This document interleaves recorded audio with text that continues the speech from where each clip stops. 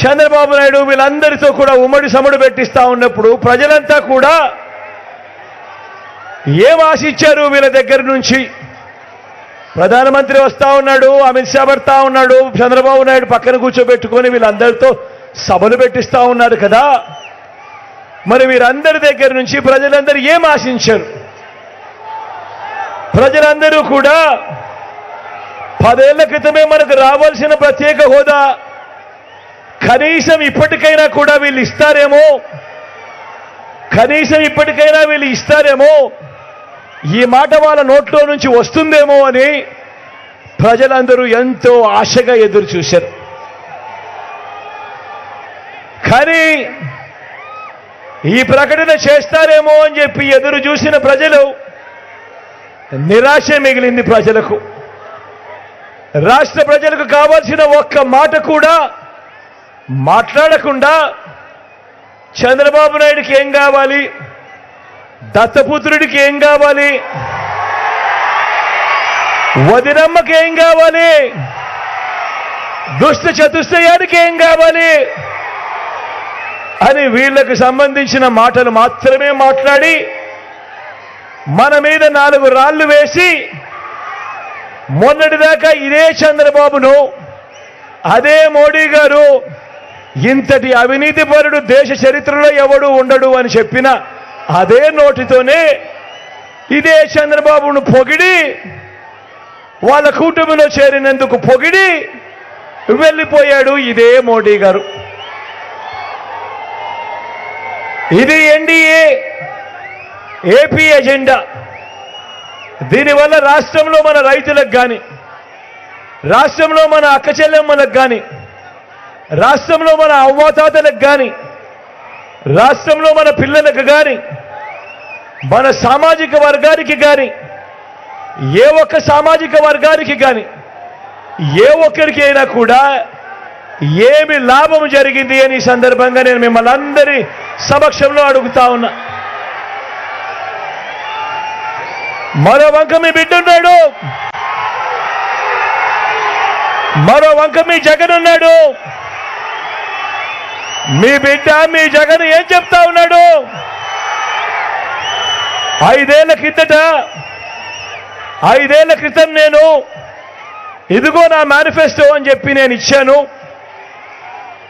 ఇందులో చెప్పినవి ఏకంగా 99% వాగ్దానాలను నేను అమలు చేసి ఈ చెప్పిన ఈ మేనిఫెస్టోను అమలు చేసిన ఈ మేనిఫెస్టోను దీన్ని నేను ప్రతి ఇంటికి కూడా పంపుతూ, ప్రతి అక్కకు ప్రతి చెల్లెమ్మకు దాన్ని చూపిస్తూ, అక్క చెల్లెమ్మ మీరే దీన్ని టిక్కు పెట్టండి అని మీ బిడ్డ ఏకంగా 99% వాగ్దానాలు అమలు చేసి ప్రతి ఇంటికి వెళ్ళి ప్రతి అక్క చెల్లెమ్మకు, ప్రతి అన్నతమ్ముడికి, ప్రతి రైతన్నకు ఇది చూపించి మీరే టిక్కు పెట్టండి అని చెప్పి వాళ్ళని అడుగుతూ వాళ్ళందరి ఆశీస్సులు మీ బిడ్డ ఒకవైపున తీసుకుంటా ఉంటే, మరోవైపున మరి మన భారతదేశ ప్రధాని, కేంద్ర హోంమంత్రి చంద్రబాబు దత్తపుత్రుడు వదినమ్మ, మరి వీరంతా కలిసి 2014లో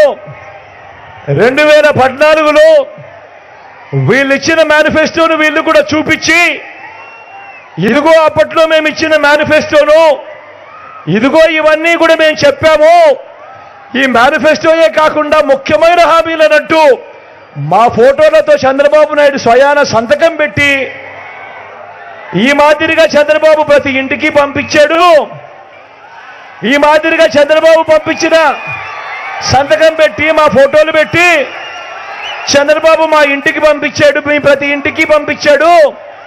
మీ ప్రతి ఇంటికి పంపించిన ఈ ముఖ్యమైన హామీలన్నీ కూడా మేము నెరవేర్చాము అని వీళ్ళు ఎందుకు చెప్పలేకపోతా ఉన్నారు అని చెప్పి మీ అందరి సమక్షంలో వీళ్ళని అడుగుతా ఉన్నా. మరి కూటమంటారు, డబుల్ ఇంజిన్ అంటారు, కూటమంటారు, డబుల్ ఇంజిన్ అంటారు.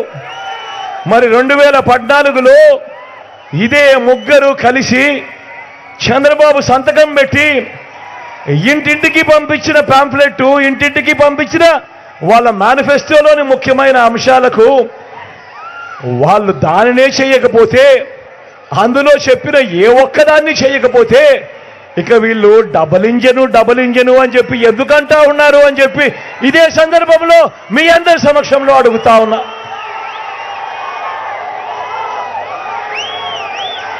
ఇదే చంద్రబాబు కూటమి ఒక పెత్తందారుల కూటమి. ఇదే చంద్రబాబు కూటమి ఒక పెత్తందారుల కూటమి. మొన్న ఈ మధ్య కాలంలోనే అమిత్ షా వచ్చాడు. చంద్రబాబును పక్కన పెట్టుకొని తాను మాట్లాడుతూ ఉన్నాడు. ఈ పెత్తందారుల కూటమి అంతా కూడా పేద పిల్లలకు గవర్నమెంట్ బడులలో ఇంగ్లీష్ మీడియం చదువులు చెప్పిస్తా ఉంటే తట్టుకోలేని పెత్తందారులు వీళ్ళంతా కూడా. పేద పిల్లలకు గవర్నమెంట్ బడులలో ఇంగ్లీష్ మీడియం చెప్పిస్తా ఉంటే ఈ పెత్తందారుల కూటమి వ్యతిరేకిస్తా ఉన్న పెత్తందారుల కూటమి వీళ్ళు. నేను అడుగుతా ఉన్నా, మొన్న అమిత్ షా వచ్చి ఈ మాటలు మాట్లాడుతూ ఉన్న ఈ ఢిల్లీ పెద్దలను అడుగుతా ఉన్నా, ఈ చంద్రబాబును అడుగుతా ఉన్నా, ఈ దత్తపుత్రుడిని అడుగుతా ఉన్నా, వీళ్లకు మద్దతు ఇస్తా ఉన్నా రామోజీరావును, ఈనాడు రామోజీరావుని అడుగుతా ఉన్నా, ఆ రాధాకృష్ణని అడుగుతా ఉన్నా, TV5 అడుగుతా ఉన్నా,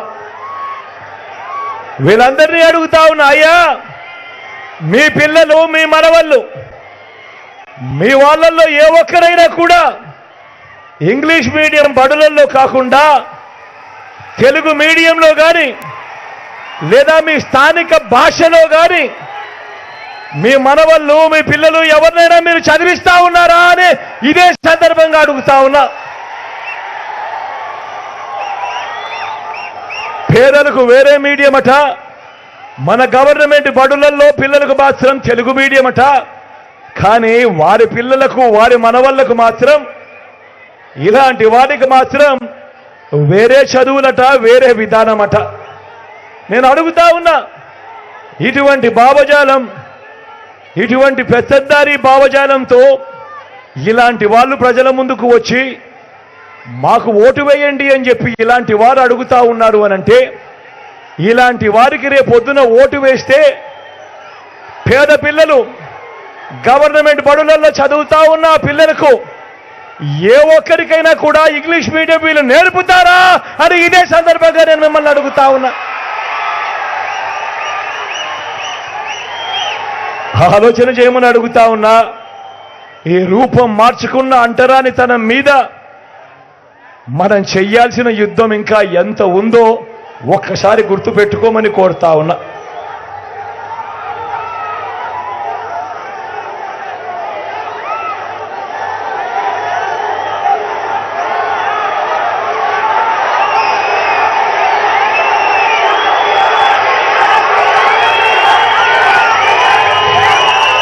ఆలోచన చేయమని అడుగుతా ఉన్నా. మరి ఈ 59 ఏళ్ల మీ బిడ్డ పాలన చూశారు. 59 నెలలుగా మీ